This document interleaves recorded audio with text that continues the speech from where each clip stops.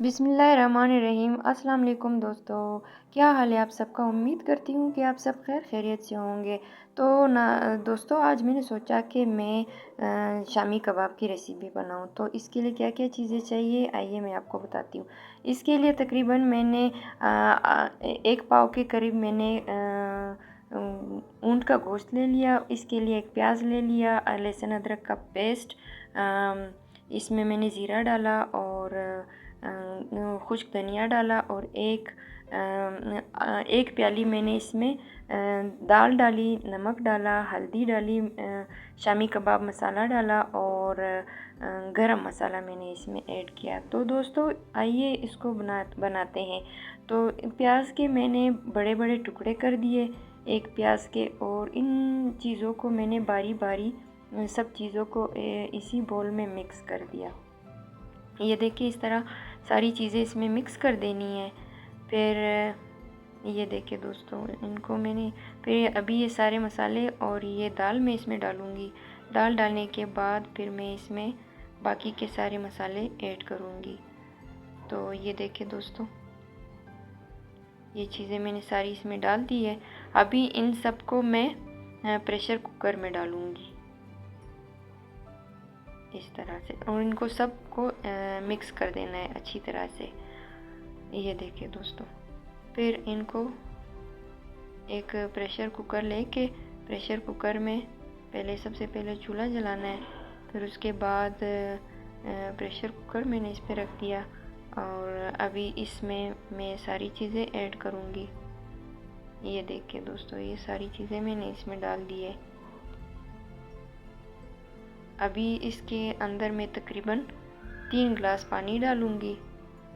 पानी डालने के बाद फिर मैं इसको जो है ना प्रेशर कुकर को तकरीबन 20 मिनट के लिए इसको मैंने सीटी दे देनी है, इसको पका लेना है।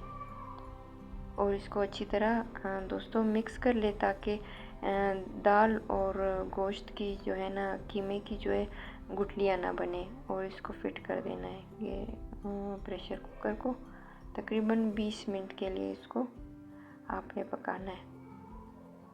ये देखिए दोस्तों, जब ये पक जाएगा तो इस तरह की लुक आएगी, और ये इसका पानी सारा आपने खुश्क कर देना है। पानी खुश्क करने के बाद आपने इसको ब्लेंडर में डाल के इसको पीस लेना है। ये देखिए दोस्तों, इसको पीसना है। ये देखिए दोस्तों, इसको अच्छी तरह पीसना है ताकि अगर जब ये नहीं पीसेगा तो फिर ये बड़े बड़े इसके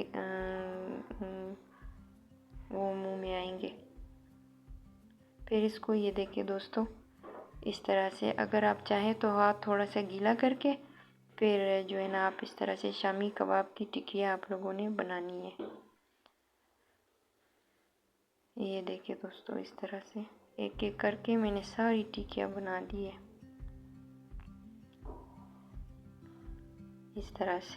आप दोस्तों कोई भी शेप दे सकते हैं, और मैं इसको अंडे में डिप करके फ्राई करूँगी। तो आप चाहे तो इसको जो है ना बेसन में भी बेसन को घोल के उसमें नमक और मिर्च डाल के मसाला डाल के उसमें भी आप जो है ना इसको डिप करके फ्राई कर सकते हैं। ये देखिए दोस्तों, ये सारी मैंने इस तरह से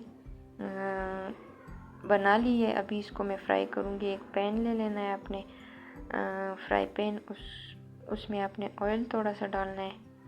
ऑयल डालने के बाद जब ये गर्म हो जाएगा फिर उसके बाद आपने एक एक करके पहले आपने इसको अंडे में डिप करना है, एक अंडा फेंट कर, फिर उसके बाद आपने इसको एक एक को फ्राई कर लेना है। ये देखिए दोस्तों, इस तरह से, ये देखिए इस तरह इसको फ्राई कर देना है आपने।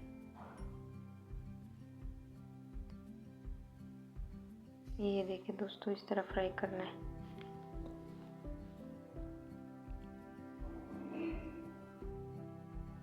ये देख दोस्तों,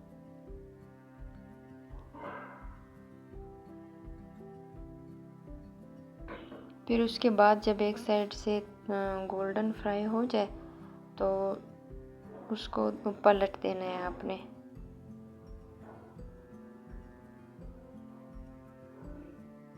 ये देखिए दोस्तों, इस तरह से फ्राई करना है अपने।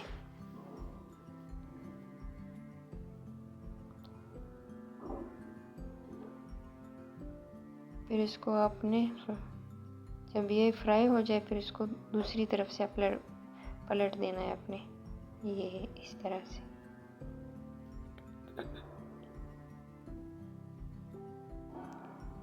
ऐसे ये देखिए। तो दोस्तों ये देखिए फाइनल लुक मैं आपको दिखाती हूँ। मैंने इसको सलाद के साथ गार्निश कर लिया है। तो आज की रेसिपी आप लोगों को कैसी लगी तो कमेंट्स में आप लाजमी बताइएगा। ये देखिए दोस्तों, ये मिलते हैं आपसे अगले व्लॉग में। तब तक के लिए अल्लाह हाफिज़।